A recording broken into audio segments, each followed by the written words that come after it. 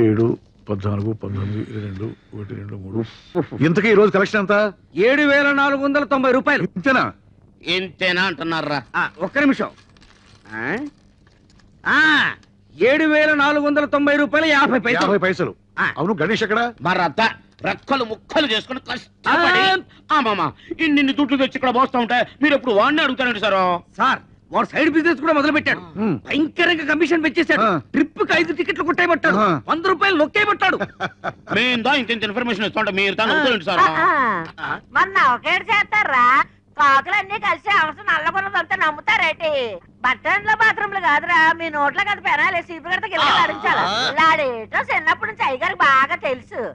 అయ్యగారండి dolphin phenyl వచ్చిందండి. దాన్ని మన బాత్రూమ్ లో కొంత వేసేసి చీపురు గడతోటి కడిగేసేసి ఆ చేత అమ్మగారికి తల రుద్దేసి వెళ్ళిపోదామని వచ్చానండి. వెళ్ళొస్తానండి అయ్యగారండి. పెనాయిల్తో అమ్మగారికి తల రుద్దుతావా? ఇది కాకపట్టానికి వచ్చింది. దీన్ని అసలు నేను క్లీనర్ గా వచ్చి ఆ తర్వాత కండక్టర్ అయ్యి ఆ తర్వాత ఓనర్ అయినరా. ఎవరెవరు ఎలాంటి వాళ్ళు, ఎవరి వల్ల నేను నిలబడ్డానో నాకు బాగా తెలుసురా. మరీ అంత పొగడేకండి sir. This is too much. నేను చెప్పింది గణేష్ గురించి.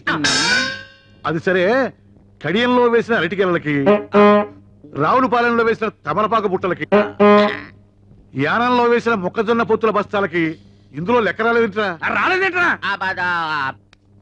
ఇప్పుడు వస్తాం చూడండి సార్.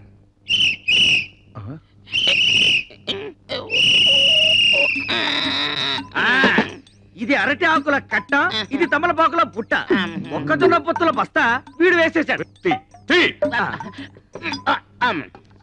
అవునురా, ఆ అడ్డకురసగాడి గిరాకీ ఎలా ఉంది?